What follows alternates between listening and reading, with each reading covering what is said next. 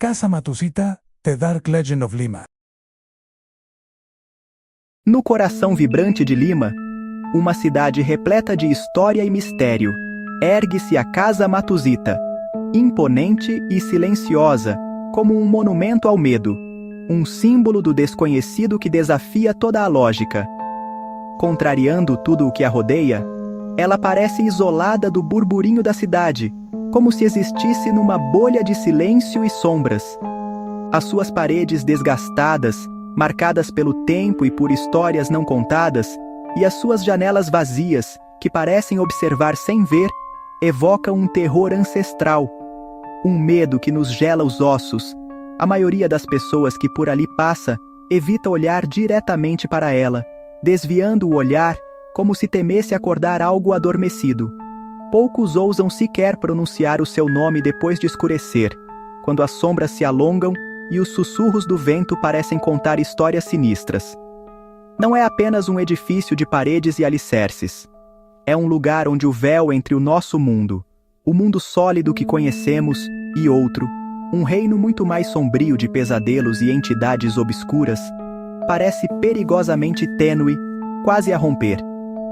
Durante o dia, o trânsito interminável e o barulho ensurdecedor da cidade contrastam de forma gritante com o seu silêncio perturbador, com o silêncio de morte que emana das suas paredes.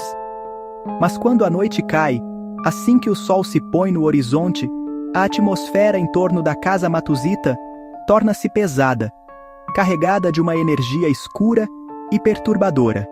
O segundo andar, sempre selado com tábuas e cadeados, é considerado o coração da sua sinistra história, o centro pulsante de todos os acontecimentos assustadores que ali se dizem ter ocorrido. Os funcionários dos negócios no rés do chão falam frequentemente de olhos invisíveis que os observam da escuridão, de sons estranhos sem explicação lógica, e de uma melancolia inexplicável que os assola sem motivo aparente.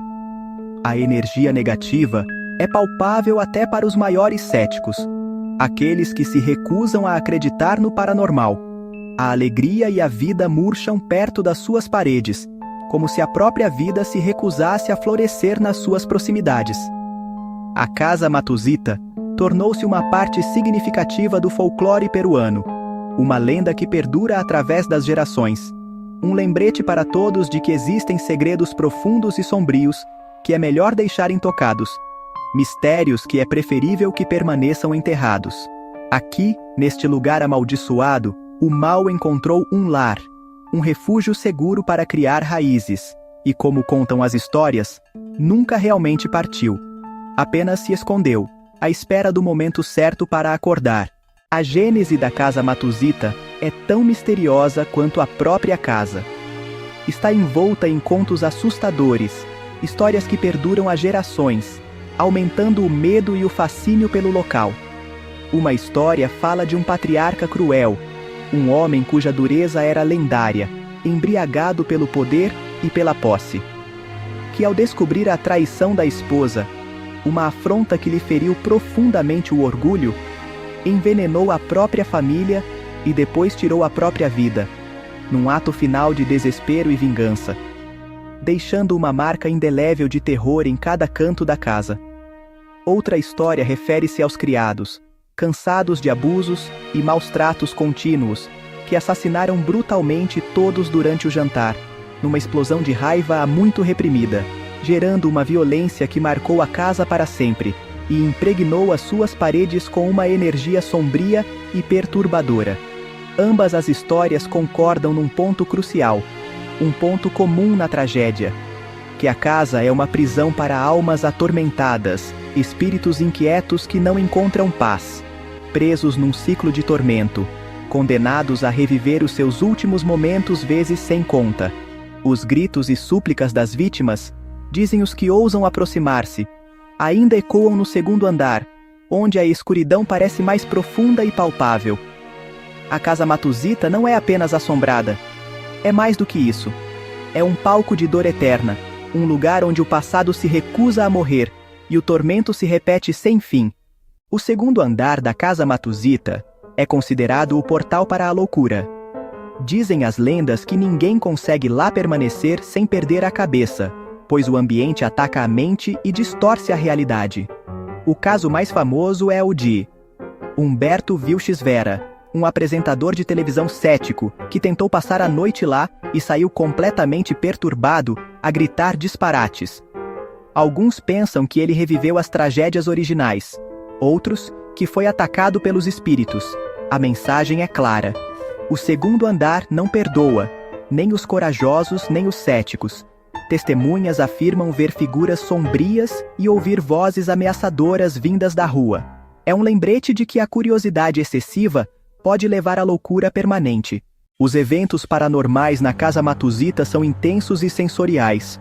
Ouvem-se sussurros incompreensíveis, gritos arrepiantes e os sons de um jantar que se transforma em caos e de súplicas.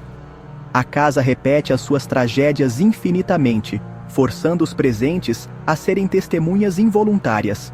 Figuras fantasmagóricas, silhuetas nas janelas, formas antigas, aparecem frequentemente, alheias ao mundo exterior. Objetos movem-se sozinhos, portas batem com força, e pontos frios sugam o calor do ar. Equipamentos eletrônicos falham, e vozes hostis são captadas em gravações. A Casa Matuzita não se limita a mostrar os seus fantasmas. Ela faz-vos sentir a sua presença. Investigadores do paranormal e jornalistas têm tentado desvendar o mistério da Casa Matuzita, mas a casa não cede a qualquer tentativa.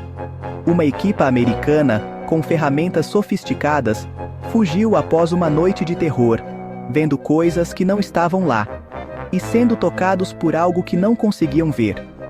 As suas gravações registraram leituras de EMF elevadas, pontos frios e vozes desencarnadas. Repórteres locais fugiram aterrorizados com portas que se fechavam sozinhas e avisos captados em EVP. Cada tentativa apenas aprofunda o mistério e o medo. A casa opera pelas suas próprias regras, engolindo cada investigação e deixando apenas mais perguntas. Algo verdadeiramente sinistro reside naquelas paredes. Na ausência de respostas claras, várias teorias surgem para explicar os fenômenos na Casa Matuzita. A mais comum sugere que espíritos violentos estão presos lá devido a experiências traumáticas. Alguns acreditam que a casa é um ponto de convergência de energias sombrias, ou até mesmo um portal para outro reino. Os mais céticos atribuem os fenômenos à sugestão e à histeria coletiva, onde o medo é alimentado pelas histórias. No entanto, a evidência física torna essa explicação difícil de aceitar. Há quem pense que as próprias histórias criaram uma entidade poderosa, alimentada pelo medo de gerações. Seja qual for a verdade, a escuridão da Matuzita continua a crescer. Hoje, a Casa Matuzita ainda lá está. Após tantos anos e tantas histórias contadas e recontadas, o maior mistério de Lima. Um mistério que paira sobre a cidade, alimentado pelo tempo e pelas inúmeras narrativas que o rodeiam. O segundo andar permanece selado, como se contivesse algo que não deve ser revelado ao mundo. A sua história é a mesma, e o seu aura é completa. Um véu de mistério envolve-a, protegendo-a de olhares curiosos. Ninguém conseguiu desvendar os seus segredos, nem mesmo os investigadores paranormais mais corajosos. Nem ninguém conseguiu passar uma noite lá sem ter problemas. A casa parece não querer ser compreendida, castigando aqueles que tentam chegar à sua essência. A casa mostra-nos o nosso medo do desconhecido, daquilo que se esconde atrás das paredes e nos cantos escuros, lembrando-nos que ainda existem lugares, no coração da cidade, onde a lógica não chega. Lugares onde o inexplicável se manifesta com força. É uma parte da identidade de Lima, um pedaço significativo da sua cultura, um símbolo do inexplicável, dos segredos que se escondem à vista de todos, e do poder do medo partilhado. Um medo que passa de geração em geração. Enquanto as suas histórias viverem, contadas em sussurros e com arrepios na espinha, a Casa Matuzita continuará a observar e a esperar, paciente, interminável, silenciosa. É um monumento ao medo, aos pesadelos que se escondem na escuridão, aos fantasmas do passado, às almas que vagueiam sem descanso, e a escuridão que nunca se vai embora. Uma sombra que se estende sobre a cidade. O seu silêncio, afinal, um silêncio cheio de presenças invisíveis, é o som mais assustador. Um lembrete constante de que algumas coisas não devem ser perturbadas.